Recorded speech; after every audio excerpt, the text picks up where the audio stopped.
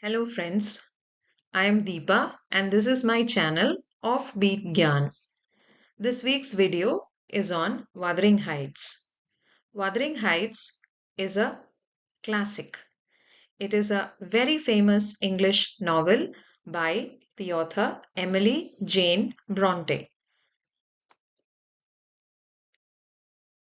Emily Bronte or Emily Jane Bronte was born on 30th July 1818 in Yorkshire. Her father was a parson, a priest, a member of the clergy, and she was born at Thornton Parsonage in Yorkshire. This here is Yorkshire, and this is the map of England. And the family soon moved from Thornton Parsonage to another home, which became their permanent dwelling place, that is Haworth.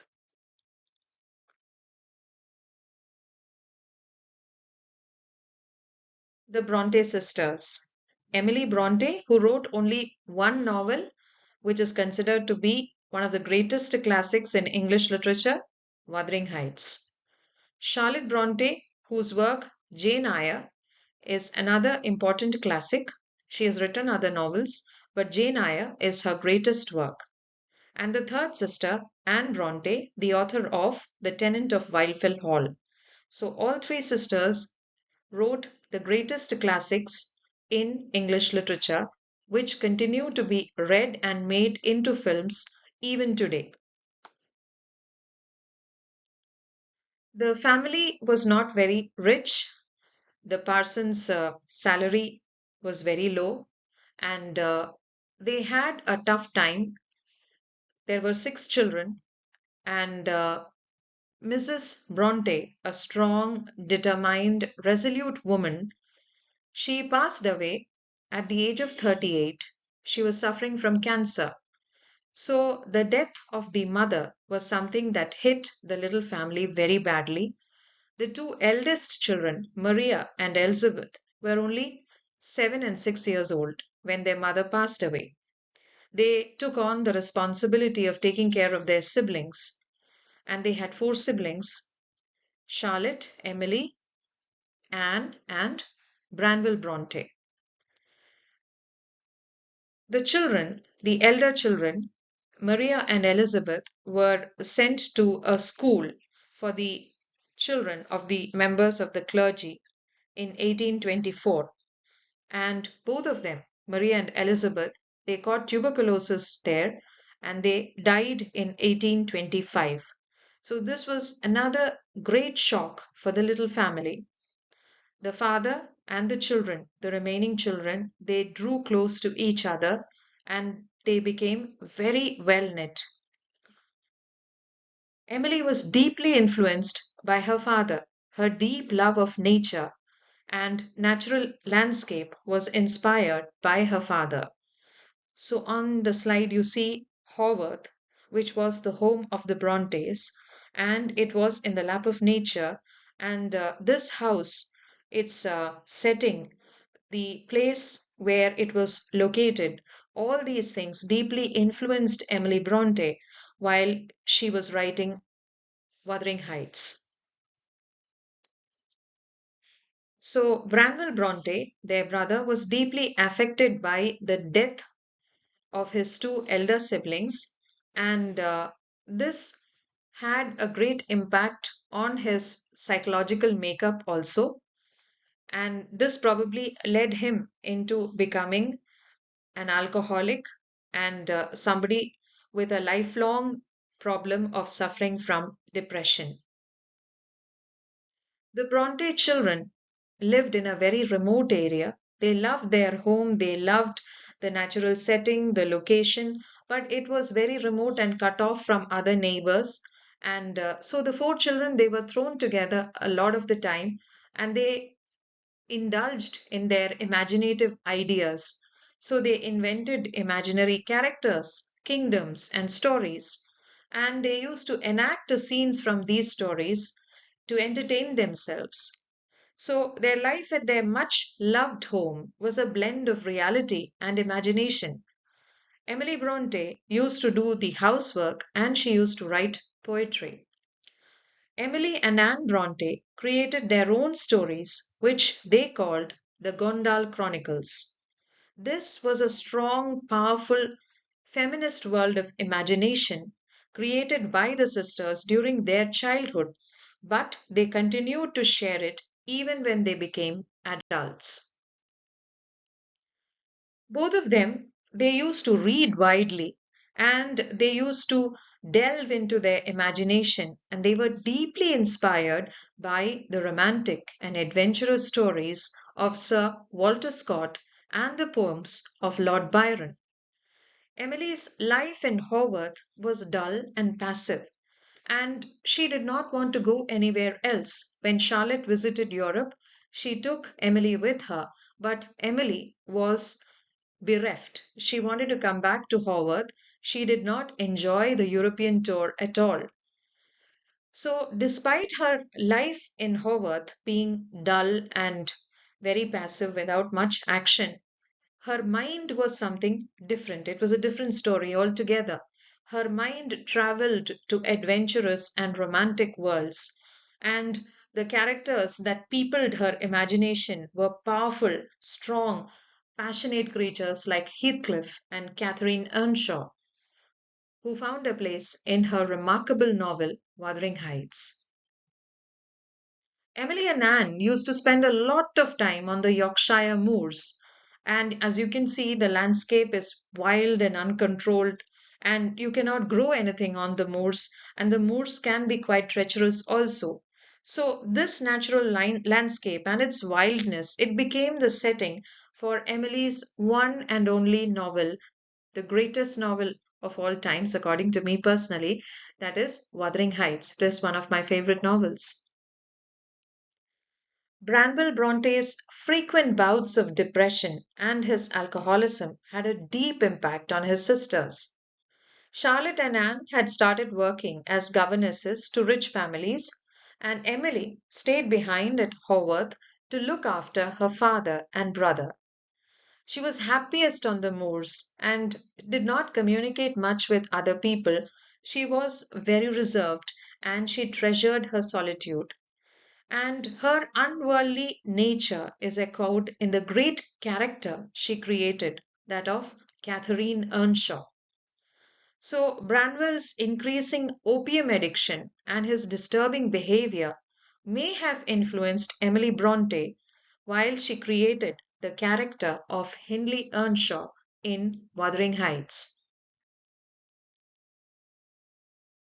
He used to have these violent bouts, Branwell Bronte, alcoholism, and his disturbed mind exposed the sisters to violence. His unfortunate love affair with a married woman further increased his misery. So, the suffering of Branwell, his deep pain because of unrequited love, and his drinking, all may have inspired Emily Bronte to create the powerful and haunting characters of Catherine Earnshaw and Heathcliff. Wuthering Heights was written sometime during 1845 to 1846. The three novels written by the Bronte sisters were initially rejected by publishers because it was a period when women writers were not actually encouraged, and it was difficult for women writers to get their works published.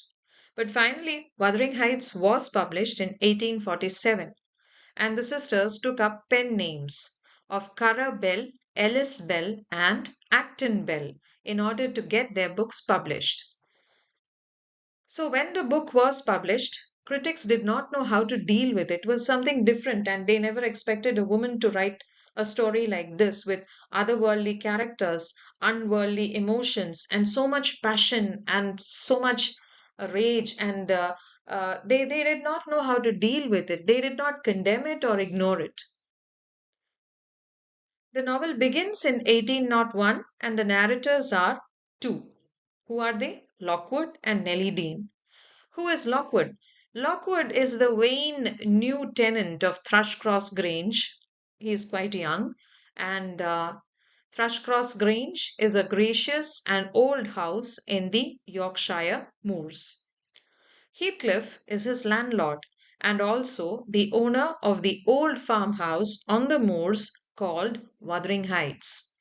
Lockwood comes to Wuthering Heights to meet his unfriendly, unwelcoming, cold landlord, Heathcliff.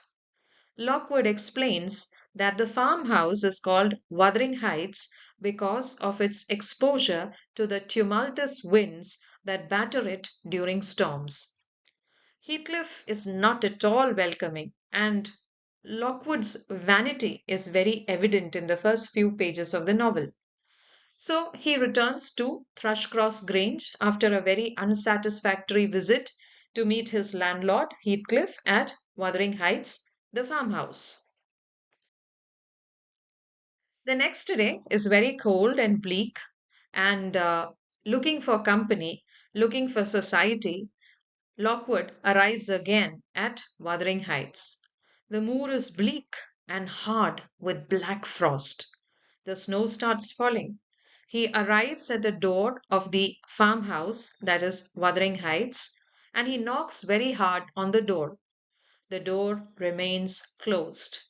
Joseph, the servant, shouts at him from inside, and Joseph is extremely rude. He is somebody who keeps chanting from the Bible, who keeps quoting verses from the Bible, but he is the most unwelcoming, hostile character that you can find. And nobody opens the door, and Lockwood is forced to stand out in the cold and bitter winds.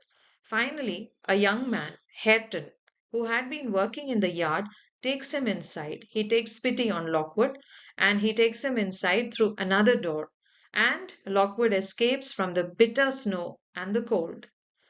The house is warm and the table is ready for dinner. He sees a young and lovely woman sitting there, and she is extremely unwelcoming. And this is Catherine. Catherine is sitting in the warm and comfortable room, and Hareton asks him to sit down and informs him that Heathcliff would be coming soon. So he tries to start a conversation with the young Catherine, who is barely out of her teenage. He assumes that this Catherine, is his landowner, Heathcliff's wife. She is very hostile and very rude. She ignores him and shows her displeasure openly. She does not want him there.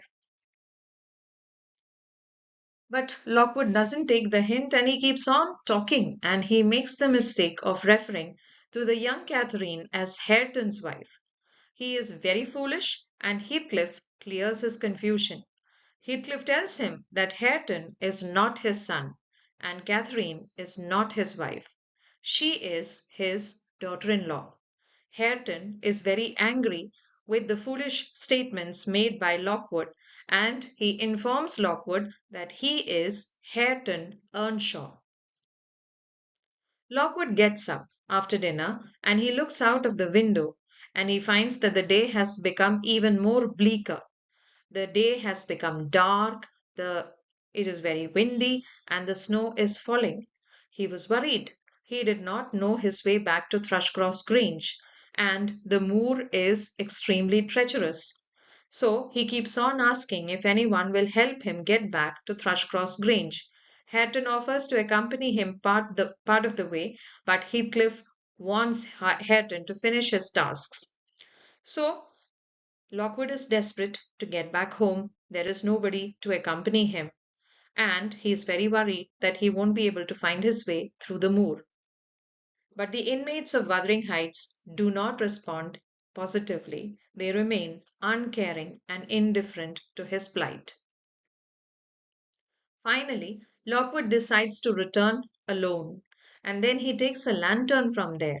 And as he takes the lantern from there and starts walking, Joseph shouts and sends the dogs after him. Shocked and injured, Lockwood is taken inside by Zillah, the housekeeper. She seems the only sane person there. Heathcliff keeps laughing at Lockwood when he's down on the ground and doesn't help him. Zillah takes him to a room inside the Wuthering Heights farmhouse and warns him to keep quiet and hide the candle. She tells him that Heathcliff doesn't like anyone staying in that room. Lockwood finds the names Catherine Earnshaw, Catherine Heathcliff, and Catherine Linton written on the ledge near the window. He sees a few books belonging to Catherine, and this is not the Catherine that he had met earlier. He realizes this as we proceed through the story. He finds that it is a sort of journal, and the books are actually quite old, around 20 years old, and he finds that there is an account of events written on the book by Catherine. It is quite old, and Lockwood, while reading it, he falls asleep. He dreams, and then his sleep is disturbed by the knocking on the glass window.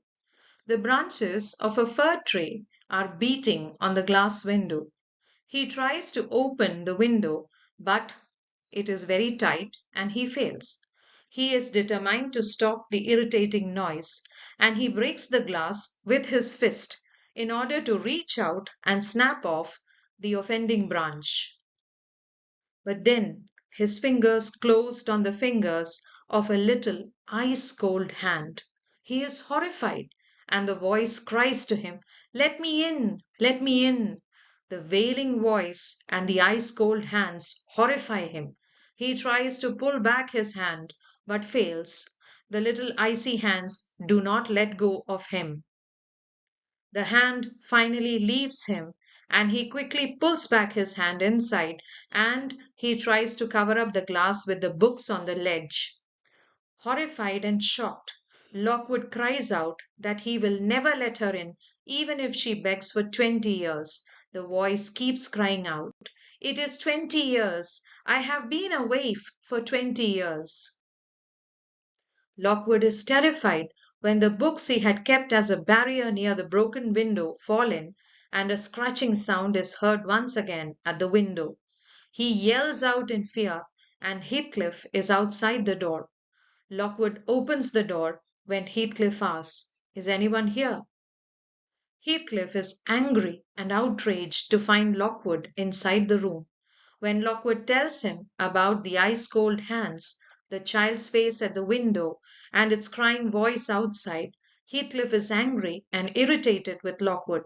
He asks him to go out of the room and into his own bedroom, but Lockwood prefers to spend the remaining part of the night walking in the courtyard. Then he witnesses the strange sight of Heathcliff going to the window and crying out, come in, Cathy, do come." Mrs. Dean, or Ellen Dean, tells him that she had been at Thrushcross Grange for 18 years. I've used TG to refer to Thrushcross Grange and WH to refer to Wuthering Heights. So Mrs. Dean tells him that she had been at Thrushcross Grange for 18 years, and she had come there from Wuthering Heights with Catherine Earnshaw when she married Edgar Linton. Lockwood asks the reserved and quiet Mrs. Dean to tell him about Heathcliff and Wuthering Heights. She tells him that Heathcliff's son had died. She also tells him that the young Catherine he had seen at Wuthering Heights was the daughter of Edgar Linton and Catherine Earnshaw. Heathcliff had married Edgar Linton's sister Isabella, and their son had married his cousin Catherine Linton. She also tells him that Hareton Earnshaw was the son of the late Catherine Earnshaw's brother, Hindley Earnshaw. Then Ellen Dean settles down to tell Lockwood the story of the inhabitants of Wuthering Heights and Thrushcross Grange. There is an old farmhouse on the moor called Wuthering Heights. Mr. and Mrs. Earnshaw and their two children, Hindley and Catherine, live there with their servants, Joseph and Ellen Dean. Mr. Earnshaw returns from one of his journeys with a young orphan, Heathcliff, from Liverpool. He is dark and looks unkempt and uncouth, and he speaks in a language that cannot be considered to be English. Hindley hates him on sight, and the hatred increases because Mr. Earnshaw showers care and attention on Heathcliff. Catherine and Heathcliff form a close bond, and they become soulmates. They wander the moors together. Both of them are equally wild and passionate. And once Mrs. Earnshaw dies, they become uncontrollable. Hindley's hatred towards Heathcliff increases daily, especially because of Mr. Earnshaw's indulgent attitude towards Heathcliff. Whenever Hindley tries to get back at Heathcliff, Heathcliff makes use of the opportunity to increase Mr. Earnshaw's anger against Hindley. So, when situation goes uncontrollably worse, the curate advises Mr. Earnshaw to send Hindley to college for further education. Catherine, according to Ellen, was lovely to look at, but extremely vexing in her behavior.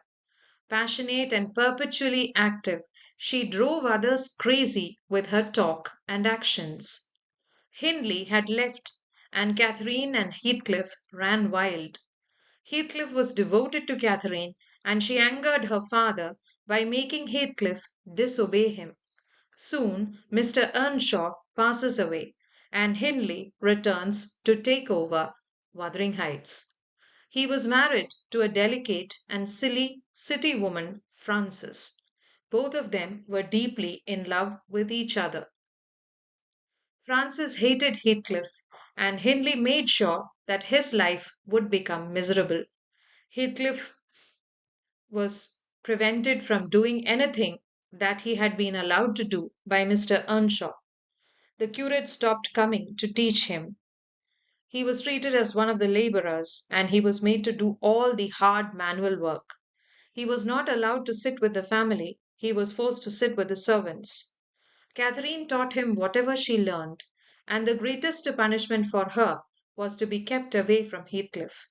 Hindley made Heathcliff's life at Wuthering Heights miserable. He took revenge for what had happened during his teenage years. One day, Heathcliff and Catherine went to Thrushcross Grange, the beautiful house of the Lintons. The Lintons had two children, Edgar and Isabella. The two disturb the household with their shouts and cries, and the dogs are let loose on them. When Heathcliff and Catherine look through the window into a room where the two Linton children are sitting, they see them fighting over something, and these two children who are outside, they start making a lot of scary noises. Heathcliff and Catherine, and the entire household is shaken by the sounds, by the terrifying sounds. So the servants they let loose the dogs, and Heathcliff and Catherine they are running to escape from the dogs. Catherine had lost her slippers some time back, so she is not able to run as quickly as Heathcliff. But Heathcliff always makes sure that Catherine is safe and with him on all their adventures. So when the dog bites Catherine and she falls down, he comes there. But then Edgar, the son of the Lintons, he recognizes that she is the inhabitant of Wuthering Heights, and Catherine is taken into Thrushcross Grange. Everybody ignores Heathcliff because Heathcliff is the unwanted orphan. So that night, Heathcliff returns to Wuthering Heights alone, and he tells Ellen Dean or Nellie what had happened at Thrushcross Grange. Catherine stays at Thrushcross Grange until she recovers, and there she becomes friendly with Edgar and his sister. Heathcliff misses her, and when she returns, there is a change in her appearance and behavior. She used to run wild, but now she has become ladylike, not only in her appearance but also in her behavior. Hindley's treatment of Heathcliff worsens, but Hindley was the new master of Wuthering Heights, and Heathcliff was a nobody. Heathcliff became deeply conscious of his lack of education, his lack of refinement and good looks when compared to the soft, refined, conventional Edgar Linton. He was also deeply affected by Catherine's growing friendship with Edgar. Catherine was somebody very whimsical and she flirted with Edgar, but she also spent time with Heathcliff. Edgar falls in love with her and she plays with his heart, with his affections. It is not something that she does intentionally because, as she explains later on, she loves Heathcliff, but she is ashamed of him at times. Anyway, Hindley's wife Frances dies soon after giving birth to a son, Hareton, and she had always been sickly. She had been suffering from tuberculosis, and the cold weather in and around Wuthering Heights is something that affects her health. So she dies, and Hindley is broken. Hindley becomes fiendish after the death of his beloved wife, and he ignores his child. He drinks most of the time, and his love for the poor child waxes and wanes, and sometimes he behaves extremely violently with the little kid. Ellen Dean is the only one who has the sympathy and concern for the motherless child, and life at Wuthering Heights is miserable. The poor child is at the mercy of his temperamental father and the raging Heathcliff, who himself is torn between his love for Catherine and his hatred for Hindley. Heathcliff leaves Wuthering Heights when he overhears Catherine telling Ellen Dean that Edgar had proposed to her and that she had accepted. She also tells her that it would degrade her to marry Heathcliff, but at the same time, she also says that Heathcliff is more myself than I am. She compares her love for Heathcliff to the eternal rocks beneath, a source of little delight, but necessary, a source of little visible delight, but necessary. She compares her love for Linton to the foliage in the woods that keeps changing with the seasons.